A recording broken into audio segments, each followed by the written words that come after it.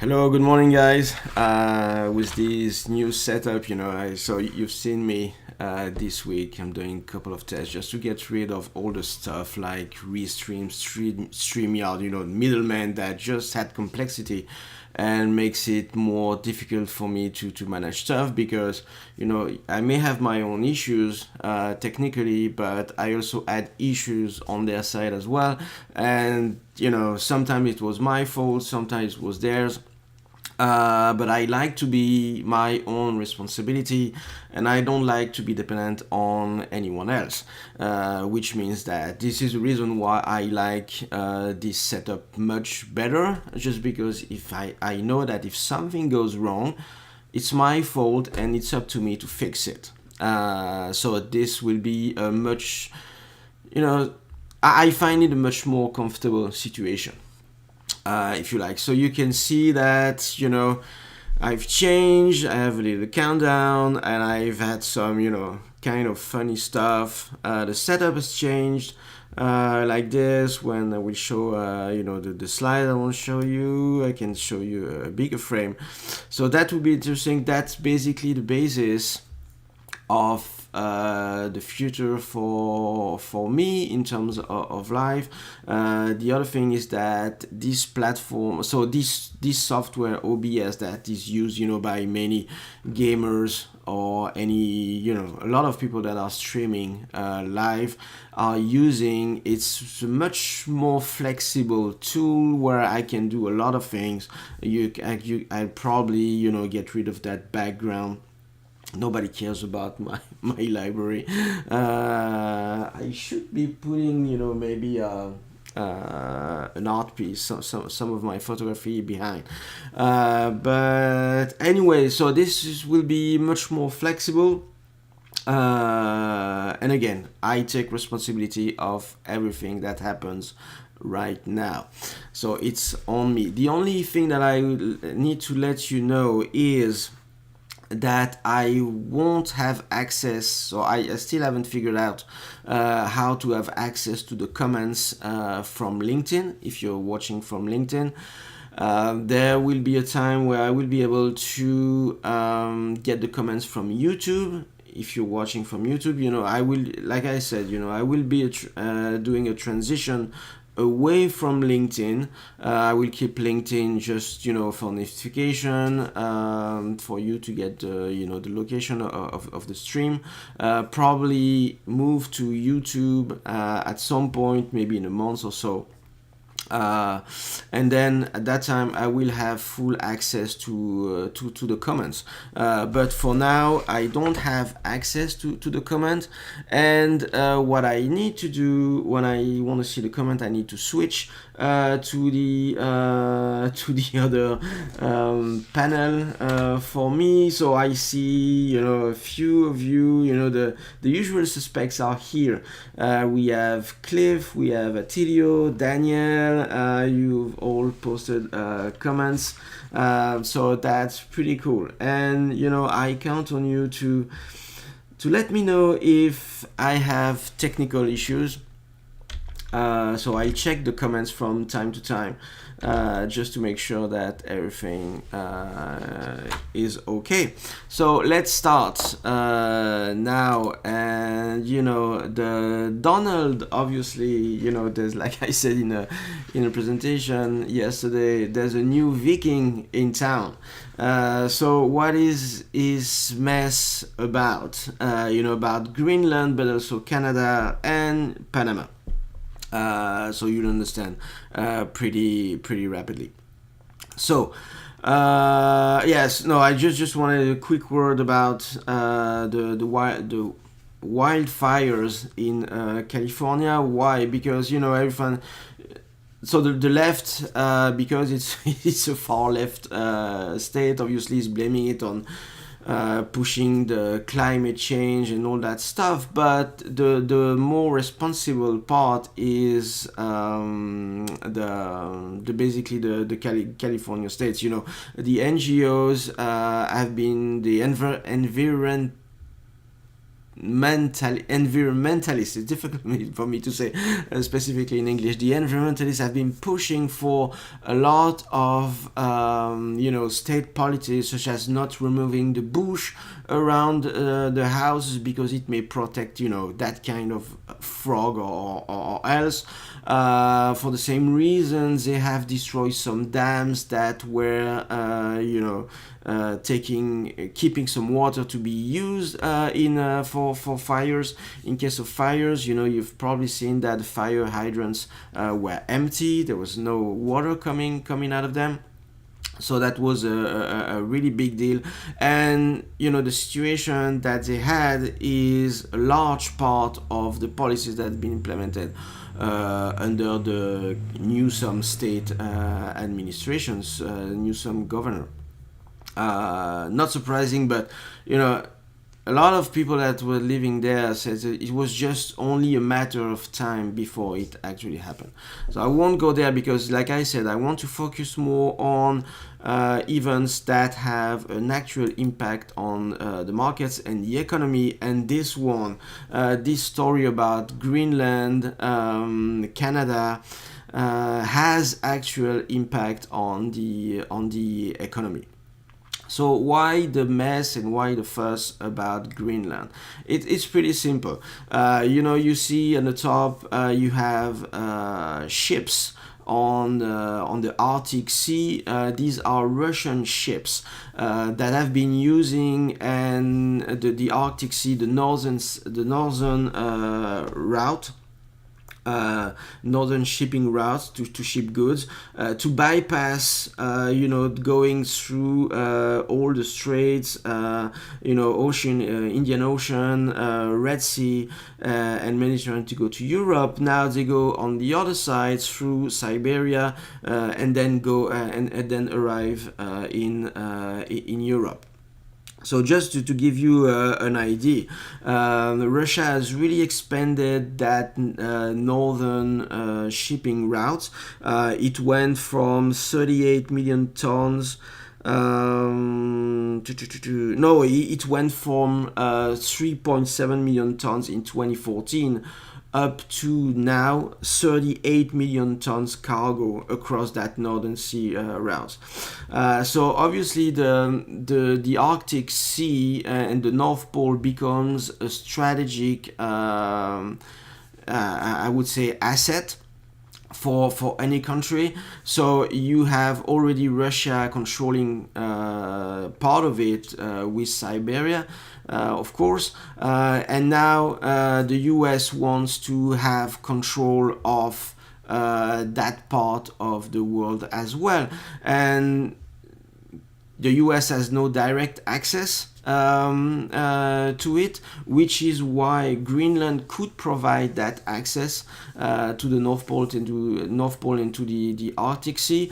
The discussion about Canada is the same thing, because if you had Greenland and Canada in the same group as the US, then the Arctic Sea and the North Pole would be controlled by both Russia and the US could counterbalance Russia's position there. So that's heavily strategic, specifically in the context of, I say, climate change. Because if, I'm not saying, I don't want to go into the climate change, but the earth is warm in the event of the earth warming a little bit, and the ice melting. This would give access to a lot of natural resources that, of course, the US doesn't want to leave to the Russians alone. And just because, in terms of economy as well, a lot of rare earth materials is controlled by China. At this time, China that has also, put a big grasp on other natural resources in Africa. And so Greenland, which is very rich in terms of rare earth materials and other natural resources, such as, in Greenland there is iron, there is gold, uranium, zinc, you had copper, you had a lot of other stuff, and everyone expects to find a lot of oil fields in the north when it will be more accessible. So I think just to mention that Trump being interested in Greenland, it's just not the kind of a crazy thought of a crazy man. I believe it's very well thought in terms of geopolitical balance in the world. So, and of course, I mean, the US doesn't want to lose its hegemony on the control of the global trade on the world. So that's the point.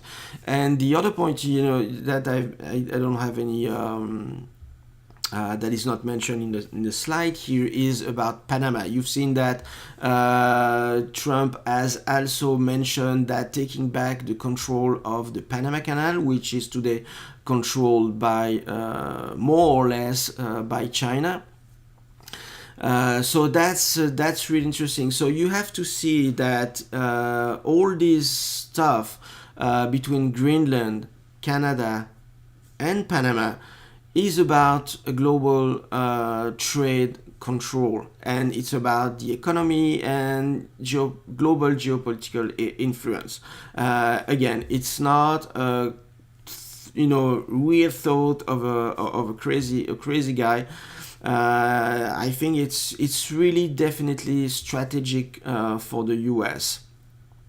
And whatever happens, the US will try to control both Greenland and Canada. So what's the strategy behind that?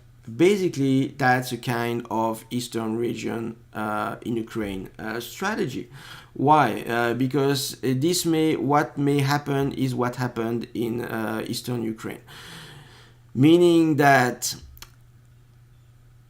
Greenland could ask for independence and do a referendum for independence, and then ask for protection to the US, and the US will give protection and then finally, annex Greenland. That could be the blueprint, the idea behind how the US could take Greenland to Canada. I don't know if you've probably not seen it, because just this little line that I found in the news that actually the Greenland Prime Minister, her name is unpronounceable to me. This is Mute Ögede.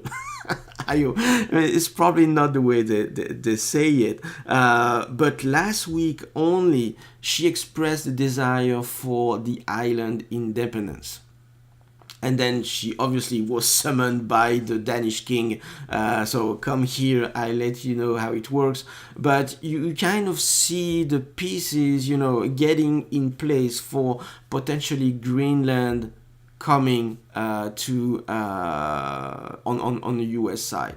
And honestly, I mean, this is so strategic that I believe that Greenland joining the US will be done either peacefully or either less peacefully. I mean, the CIA is pretty good at shaping that kind of stuff.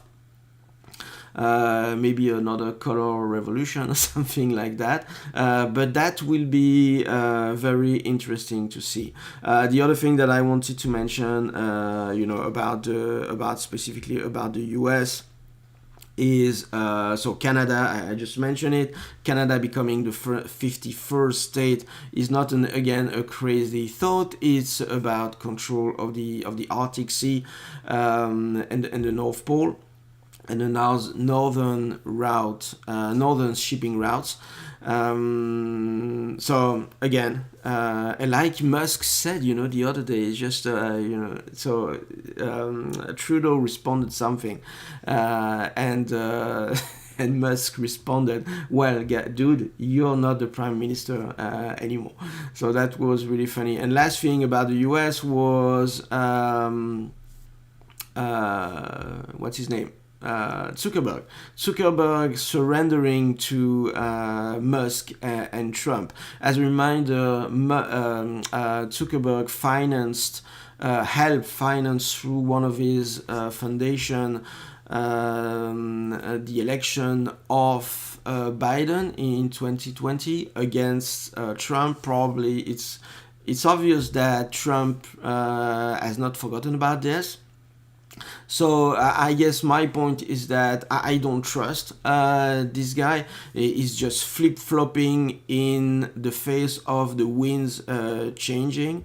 The other thing that I see is that the left will have less censored platform to be able to manipulate their narratives, which I think it's a long-term win at this point for the conservatives. So I said that I would go faster, but at this time, I thought that it took a little bit longer than expected, but I thought it was really important to to outline all the strategic points about this Greenland and Canada thing, just to make sure that everyone is aware about what's at stake. Now in the Middle East, so I don't have anything about Ukraine and Russia. It's basically more the same thing. Russia is continuing to make progress on the eastern side. Ukraine has tried another incursion, another attack in the Kursk region that failed, but other than that, nothing changed. And again, I mean, the focus is now shifting from Ukraine to the Middle East. And Zelensky has made interviews last week, basically admitting that there was a lot of corruption with the money going into Ukraine. He mentioned that half of the money that was promised to Ukraine actually never went to them, and he suggested that there was a lot of corruption in the current U.S. administration. I mean, it's not a surprise. There is corruption everywhere. There will be in the Trump administration, no doubt about that. There are in France. All Europe is political landscape is corrupted. So it's. And I can back it with facts if you want. A lot of people will say, "Oh no, it's not true. You're just a conspiracist." But I have facts behind me that I don't have the time to expose here for you to make up your own mind. But anyway, so switching to the Middle East. Oh, surprise! Turkey, Qatar, and Saudi Arabia have announced a plan to construct a pipeline. This is exactly what I told you about a week ago about why the U.S., Turkey, Israel, gathered together to topple Syria, because they needed that to build that pipeline. This pipeline has been in the I would say cartons, on plans for many years already, and now that Assad is gone, it's time for them to say, "Oh, why don't we do this?" I mean, it's a joke if you actually think that it has nothing to do. It's just. I mean, you're just an info. Sorry about that. So, but what's happening now is that the countries that gathered together to remove Assad in Syria are now, kind of will be fighting somehow against each other. Turkey, which at the face of the population says that is against Israel, actually, partnered with Israel to remove Assad, to be able to control the north of Syria. Israel controlled now the south of Syria. The US is establishing a new base in Syria, in Aleppo. And what's interesting is that the Russians still have nonetheless a base in Tartus in Syria, and there were movements recently, not later than this week, not sooner than this week, of Russia taking some military equipment back in their Tartus base. So now Syria is kind of an empty state that for everyone to take at this point. But this triggers some more willingness to have control over Syria, because now the fear on the Israel side is that Turkey will ally with the extremists in Syria against Israel. There is a committee, they say the Nagel committee, that was actually formed by Netanyahu, saying that an alliance between Turkey and Syria would be maybe an even bigger threat than Iran to Israel. Honestly, I don't know about that. It's a lot complicated because there are some, like I just mentioned, some energy, that is at stake at this moment. And Turkey is part of NATO, so under the U.S. umbrella, Israel is protected by the U.S. So it's really a complicated situation. But in terms of energy, you see that you can now see that the plan unfolded perfectly. First, there was Ukraine cut Russian energy from Europe, blowing up Nord Stream 2. Then you had Assad being removed from Syria, which cleared the way from a pipeline. Last week we had Zelensky cutting the transit of gas through Ukraine, and then now obviously the perfect time to announce a plan for a pipeline bringing both oil and natural gas to Europe. So the plan unfolded exactly as unfolded perfectly, and this was the plan from the beginning. Again, that pipeline plan from Qatar, Saudi Arabia to Europe was in the boxes for a very, very long time. What can I say about the Middle East? Not much, actually. I talked about this. A little word about Asia. I was mentioning the control of the Panama Canal by China. I just wanted to show you how China has invested. So China, or Chinese company, has invested in many ports around the world, even in the US. I think it's San Diego, Los Angeles in the US, and one in North. But they are investing a lot. I remember when we had the European crisis with Greece. It was when was it? In the 2010s, let's put it early 2010s, when we had that crisis, and Greece had no money, as was on the verge of bankruptcy before the European Central Bank intervened to save Greece. They sold some of their national assets, and Piraeus port in Athens, in south of Athens actually, was bought by China. So you see now that China is controlling a lot of ports around the world. This will be one of their main tool of development in the future. So economically, that's really important. Less economic, you have this on the top right. Yes, I still have issues finding my right from my left. Also on the top right, you have North Korea, who has successfully launched an hypersonic missile. This is a mid-range missile, though, that could definitely hit very easily any point of South Korea at this point. And so they launched this missile to a target in the open sea. This was successful, so they have that technology as well. So in a case of global war, because, I mean, make no mistake, I mean, everything that is happening at this time, I've mentioned it a long time ago. How do you say it in English? This is the Thucydides trap. In French, le piège de Thucydide.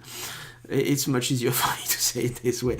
So the Thucydides trap is when you have kind of a declining empire and a rising empire. So the Thucydides trap basically says that it inevitably leads to a confrontation between the two. It's not Russia, it's obviously China against the US. And I believe that Trump is totally understanding that.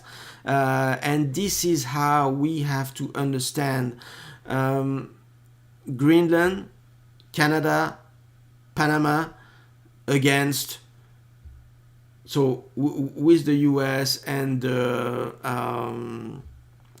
Western European nation, but they are not factor anymore, against Russia and China, and we will get a little help from North Korea and Iran. So I believe that this is in this context that all these moves have to be understood, and I thought it was important to to take a little bit of time to talk about that. So now we'll take some time to talk about the economy. So we had the jobs report on Friday, so yesterday. The job report that was much better than expected, which surprised many, specifically in the market. Why? Because better job reports means lower probability of interest rate cuts, and this is why the markets tanked. Yesterday tanked relatively, it's less than 1.5%, I believe. So, I mean, it was not really material, but this is why the market went down yesterday. So that was very interesting, and we'll talk about this. Maybe I can check, since I'm starting the economy. Check the comment if you don't mind.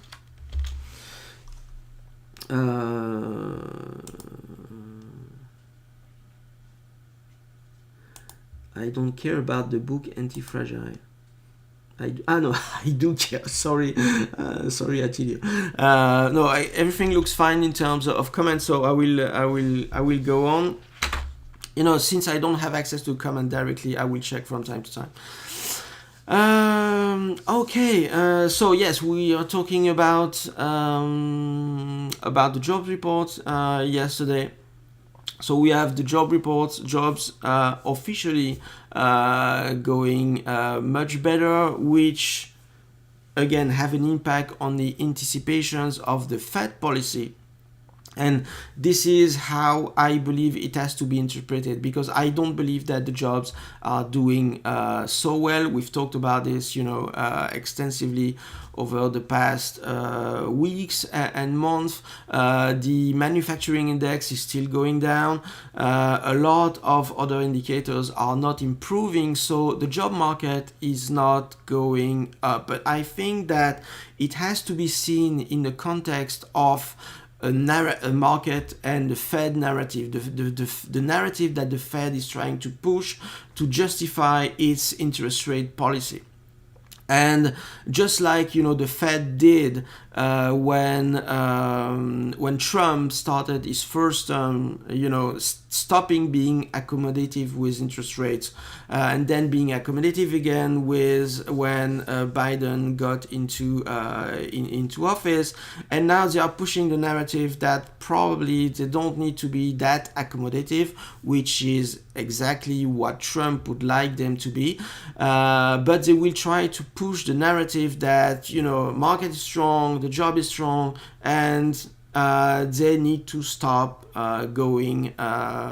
taking the interest rates down, which again questions why they actually, if that's true, which questions why they actually needed a 50 bips rate cut in September again, triggering another round of inflation. But the job market, going back to the job market, what does this mean? The job market, we can see here, let me show you slightly bigger. So on the top left, yes, again, I still need some time to figure out which my left and right. So on the top left, you see that the ones that benefited from this rise in the job market are the foreign-born workers. The native-born workers have reached back to the pre-pandemic level, but then had flattened or are slightly down at this point. The full-time jobs have not progressed at all. It's flatline, it's dead meaning no progress, when actually, you know, a lot of people are taking more part-time jobs, probably because of the inflation. People are struggling to buy anything these days, which means that they need to take extra jobs. And if you look at the non-farm payrolls, so that's the center bottom chart is increasing, but at the same time the employment level is not. It's probably linked as well to the part-time work. So where do we go next? So we still have, that's the top left chart. We still have the manufacturing payrolls that are decreasing significantly. So on the manufacturing side, it's not improving. The bottom left chart, it shows that the average working hours in US has not made any progress. It's still at the same level as probably it's 2006. But again, I will reiterate that on the right chart, you can see that all the added jobs were in government and government-related, I would say, service industry. Healthcare and government are the big part. So basically what they did is that they wanted to pump up the numbers to give the illusion that everything is working well in the best of worlds. I mean, if the government is hiring, you have fake jobs data, and then if you lower interest rates, you have a fake market going up. This is what they thought they could buy the election with. Obviously, it didn't work because that triggered some inflation, but I won't go back into the election. But the point is that if you see healthcare and government, this is the main driver of the job rise, when actually manufacturing is going down, and the rest is basically up, slightly up, or flat. What else? Yes, I will keep that chart in big. You don't need to see me to do that. So you have you see that the cumulative change in 10-year yields after the Fed started cutting rate is going up. This was going up with the rise of inflation expectations at this time. And so rise, so and the market was still going up at this time. So you had a pretty large discrepancy between the bond market and the equity market, and there is a level of interest rates when the market is starting to notice, and this will have somehow to converge again, because if money is too expensive, then this will have an impact on the stock market, definitely. Another statistics, about the ISM manufacturing index, is going down again, not good. And one thing about the what I mentioned before, that the Federal Reserve is trying to control a narrative to justify stopping an accommodative policy that Trump would like to have. And this is exactly one of the report of Bank of America Securities after Friday's report. They said exactly, after a very strong December jobs report, we think the cutting cycle is over. Inflation is stuck above target with upside risk. This is exactly what we've mentioned for quite some time. So it should not be surprising. What's happening now, I believe it should not be surprising to anyone. If you actually look at the market, it's pretty easy to figure out. One last thing that I want to say about economy is the situation in China. You see that the government bond yields have crashed to a lower level than Japan now. So there's a concern that China may enter into a situation that Japan entered in the 1990s, and it kind of take them about 30 years to take out of it. We are in 2025 now, so 1990s, 2025, that's 35 years. Only now are their interest rates starting to go up. So the situation in China will be interesting, because this is another trigger for war. Actually, anytime you have economic issues in a country, one way to get out of it is through a war. I won't give you a history crash course at this time, but it's kind of an easy pattern to stop in history. So let's move on to the markets. Yesterday that was actually very interesting, the market reaction. So let's start with what? You know what? I need to do this. I even do this. Isn't that cool? Not investment advice. It's much cooler than the one I had before, right? What do you think? Let me know. Maybe it's a good time to check the comments. No more comments. Everyone is sleeping right now, but that's cool. No big deal. Markets. Let's go. Markets, what do we have? A mixed week. So yesterday was down, but overall the week was mixed. The S&P was slightly down, the Dow Jones a little more. No big deal. You've seen that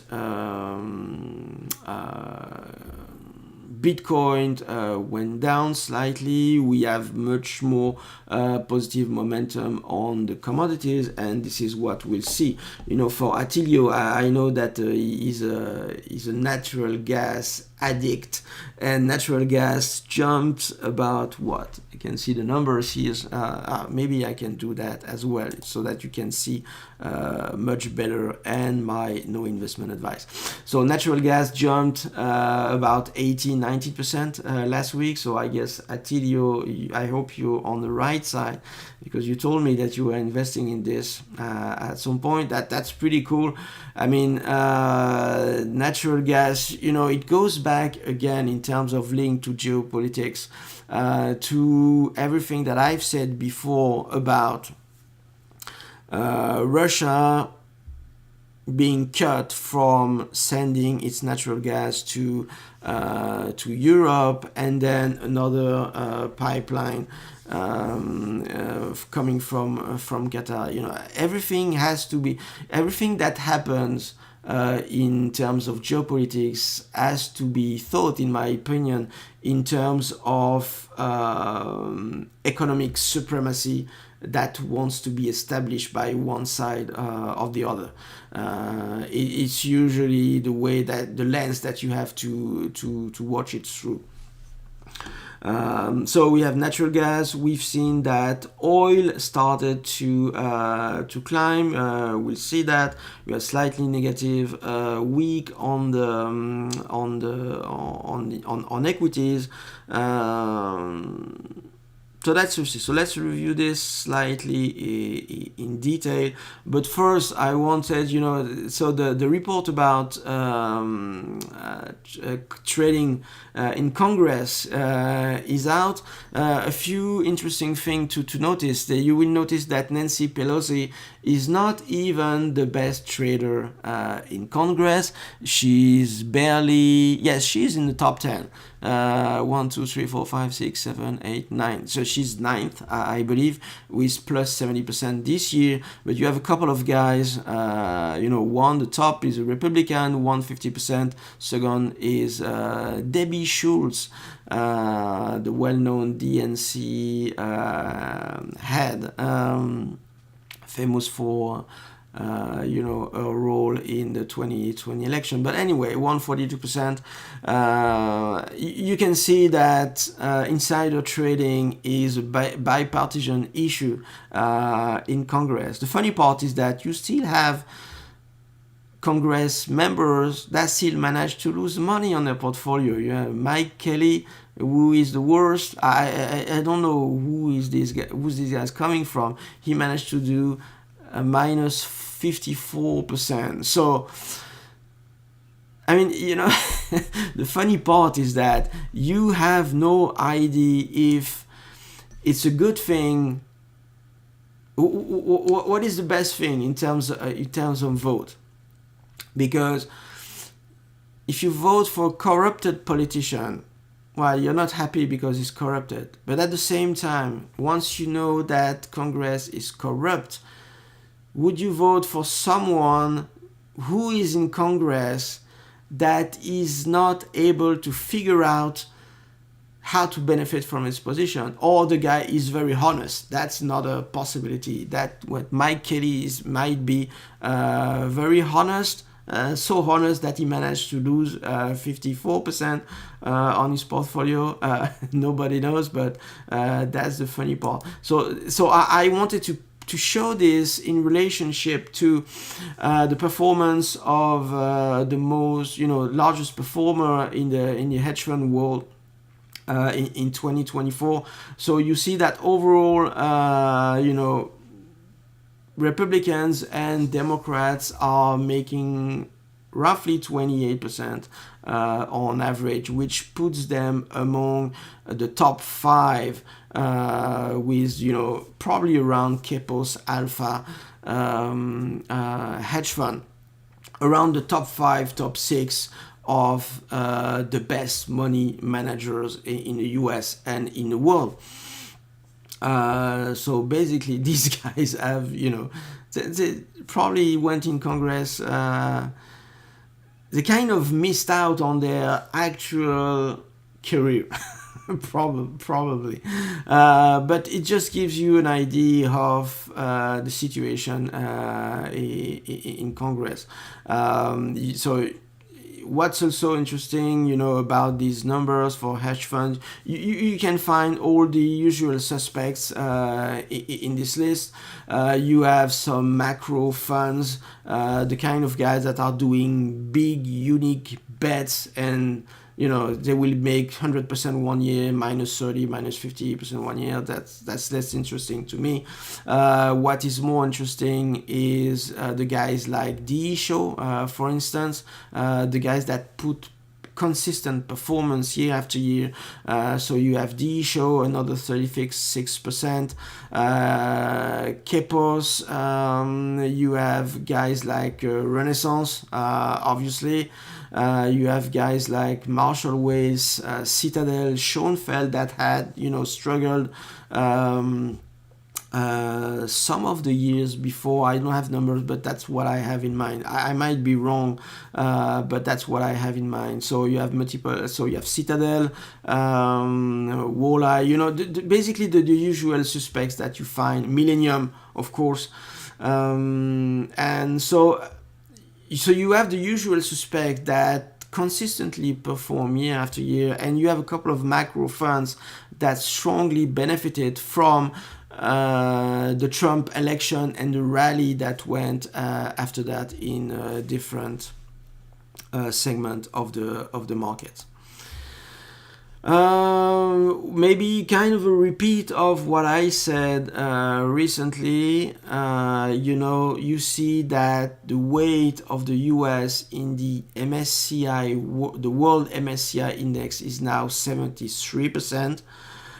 So if you are an investor and you want to be global, that's now extremely difficult, specifically if you try to invest in, MSCI world index based ETF, for instance, because you're actually investing at 73% in the US.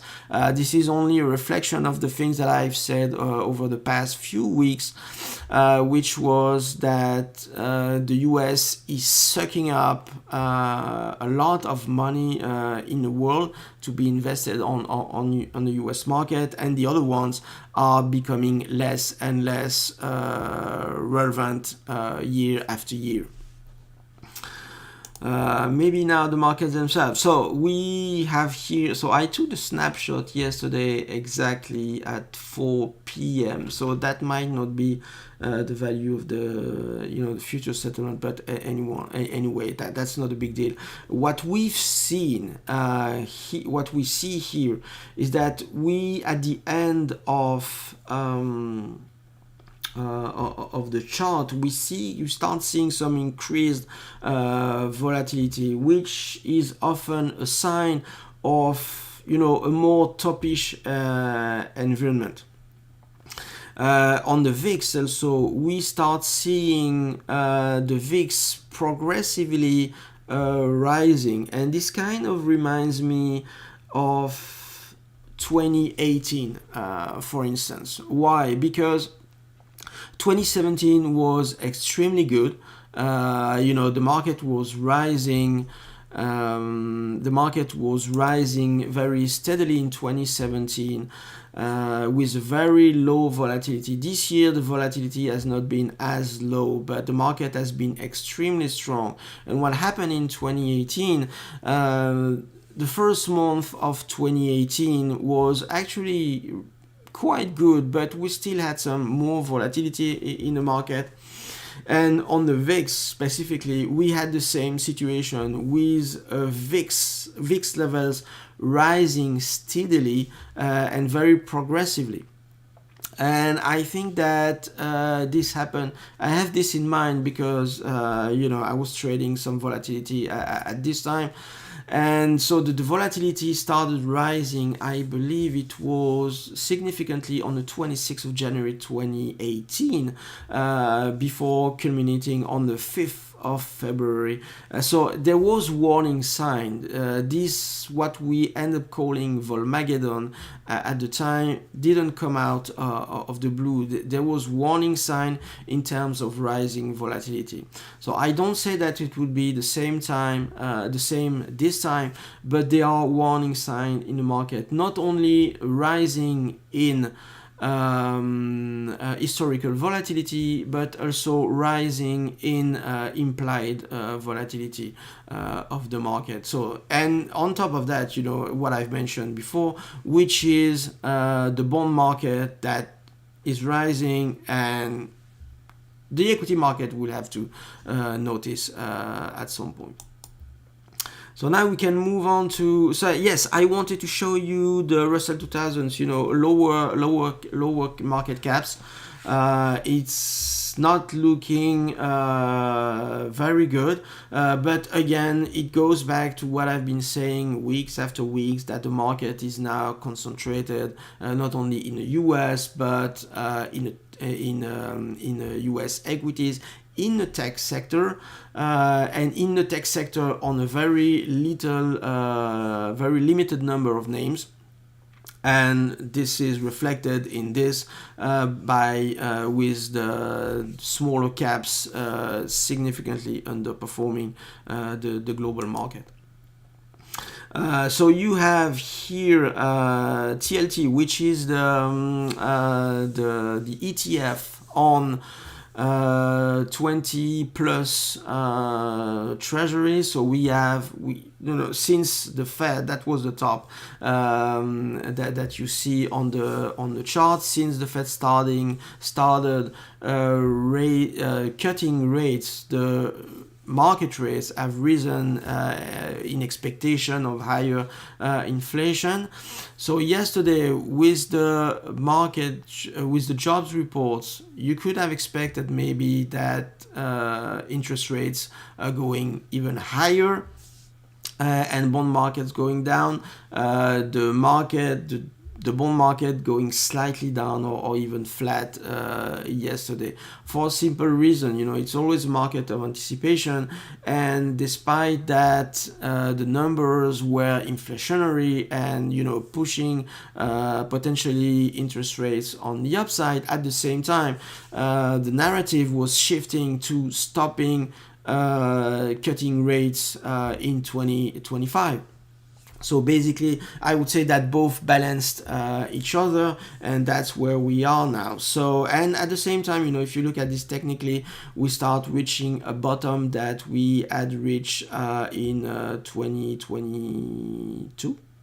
Maybe in the bonds, not 2023, one of the recent bottom. So we'll see if there is a temporarily pause in terms of interest rates and bonds, because you see that the outflows are going really strong on TLT, meaning that a lot of people are selling, and this is, I believe, the highest that's what the chart shows. Basically, that's the highest outflows in TLT ETF. So this might suggest that it's oversold. It's just a suggestion, again, as always, not an investment advice. But this is where we are now. So we are reaching some bottom, some support levels. It's massively sold. So if you want to go much lower, we'll need to find relays to take that price lower, potentially. So next currencies. So you have also seen the strength of the dollar that I chose to illustrate today, with the euro dollar that is collapsing towards parity. Like I've said many times, and it goes back again to the geopolitical situation that it had at the beginning, when Europe started to collapse, or the future being compromised when they were cut from the cheap Russian energy. And everything that now is kind of materializing, and so I believe that economically Europe will be less and less relevant, and this has to be translated into some markets, price, and the euro is one of them. So you see that the euro is going down. The dollar, that is kind of a risk-off asset, is going up at the same time, which kind of basically goes with what I said. Volatility is going up. We are on a risk-off kind of environment at this time, with VIX going up, equity markets going down. You have US dollar going up, and you have gold going up. Just wanted to note the little chart at the bottom is the dollar CAD, and this is what happened to the Canadian dollar when Trudeau announced that he was resigning. It was a perfect boost for the for the Canadian dollar. Just a funny note. So you see that risk-off assets are going up at the same time. Gold, this is something that I've mentioned a couple of times over the past week. I like this kind of I don't trade this again, but I like this kind of patterns where you have volatility contracting, and usually what happens is when the prices is breaking out of these patterns, you have some extra volatility coming into the market, and this is kind of what to seem to be happening in a gold market, at least on the ETF side. The gold ETF, the GLD, has broken out of its pattern. We'll see what happens. You can always have false breakouts, but I would expect more volatility at this point once we broke out of this. So which means either a continuation of the trend, which would be very positive for all trend followers, because we had a trend before, some kind of consolidation. The signal didn't change, it didn't revert in any way. So if gold is going up again, that will be very favorable to trend followers, for instance. And so it goes either that way, or we have false breakout and we go down pretty dramatically. Again, it's a volatility environment play, not necessarily a directional play. But again, don't forget, it's not an investment advice. I have an insert at the bottom saying that actually for the fourth year in a row, people have sold their gold ETFs. Actually, what happens is that the reason gold is going up is that you have countries like China and Russia that are still buying gold, physical gold, on the market. So it seems that people are. China would not probably buy the gold ETF anyway, but as retail is going out of gold, paper gold, actually the physical gold is bought on the market and driving the prices up at this time. What's next? Always, in the currency segment, I would say between US dollar, gold, and Bitcoin. It was interesting yesterday in Bitcoin, because Bitcoin went up a day when the market was significantly going down. So, it's always, Bitcoin is always between an inflationary hedge, kind of Fed stupidity hedge, and a risk on, risk off asset. So depending on times, you can see that it moves with the equity markets, such as a risk on, risk off asset. Sometimes it moves as a hedge, and I think that's what makes Bitcoin really interesting, because it gives you some diversification in your portfolio, and that's why I use it in my own portfolio, not only to generate some returns, obviously, but it's a really great diversifier that will move in very different ways than any different asset. So again, a word of caution here, Bitcoin is highly volatile, but this volatility can be managed by, you just have to buy less. You don't have to buy a ton of it, specifically when you're trading it and you want to have some of it in your portfolio. When you have already from 2 to 5% in your portfolio, you already have significant diversification coming from Bitcoin.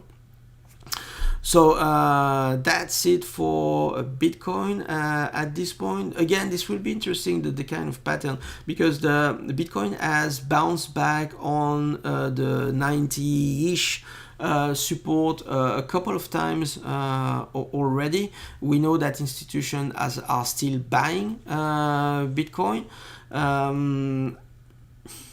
Often I wonder if the price discovery is kind of suppressed to allow more institutionals to enter the Bitcoin market at lower values. I don't know. That's one of the questions that I ask myself, if you like.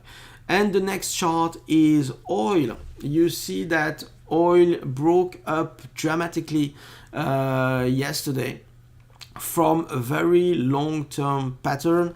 Let me check what it is. So this pattern is coming from, let's say, the top that I see was 2022. We had the big commodity run when the market, equity market went down, bond market went down in early 2022. The market, so money took refuge in commodities, but commodities are also an inflation hedge, so it's always a market of flows. Anyway, money has to go somewhere, and in an inflation context, it went to commodities. But then we had a pattern of contracting for oil over the last 23 years. That's 22, 23, 24. That's 3 years, and then we just broke out of it. I mentioned a couple of weeks ago that the star fund manager Pierre Andurand. That's a French guy, so I will say it as a French would say. This is Pierre Andurand. This guy mentioned that he was coming back on the oil market on the basis of heightened risk in the Middle East. What I said at the time is that what he was saying was actually not reflected in the prices. I don't know. I don't know Pierre Andurand at all. I don't know what he's thinking. But now, in kind of hindsight, what I would say is what he figured out is that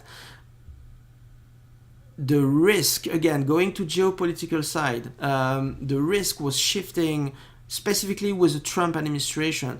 The risk will be shifting from Ukraine to the Middle East. That would give highest risk in this region, could potentially impact the oil market. Is thinking? Possibly. Obviously, I can never be sure about that, but at the time when he said it, it was not written in the price at this point. So if he actually took position at this time, that was actually really well played. And he probably had already taken position at this time. When a fund manager is announcing what his expectations for a market that is a known leader of a known voice on this market, this probably means that he already has taken position on this market, and just he want to prop up the price. Kind of Michael Saylor, pushing Bitcoin every single day, every single minute of the day. That's kind of the same thing. So, okay, I've bought it, so I'll tell you that there's heightened risk there. And so it materialized. Again, it's a volatility contraction pattern. Here we go from a very large range to contracting, and then potentially explode when breaking out of it. This will probably... I would link this to... now it's easy to say, but Pierre Andurand said it first. Linked to the heightened risk in the Middle East, not only with Iran, but now the direct potential confrontation between Israel and Turkey. Again, the things that I have difficulties to figure out is Turkey being in NATO, being rejected from BRICS. So it will be very difficult for Turkey to go on the Iran-Russia side. The BRICS have already said, no, you cannot join. So it's on the NATO side, on the US side. Israel is on the US side as well. Trump is on Israel's side massively against Iran. So I don't know how this can play, but what can drive the oil prices is the complexity of the situation at this point in this region of the world in the market. So now, you know what, guys? Let me check. I haven't checked for quite some time about your question, if you have any. Yes, Attilio mentioning that he's in the money now on his bet on nat gas. I mean, it's very well played. License plate nat gas, hopefully. Congratulations. I mean, that would be great. I mean, you played it very, very well, my friend. So I just hope that you continue to be as efficient in the market as you are. I hope I give you some a little bit of clues about what's happening in the markets. I think it's always interesting to link all things together, from geopolitics, economy, and markets. And this is what I will try to continue to do in the future. So thank you very much for being here.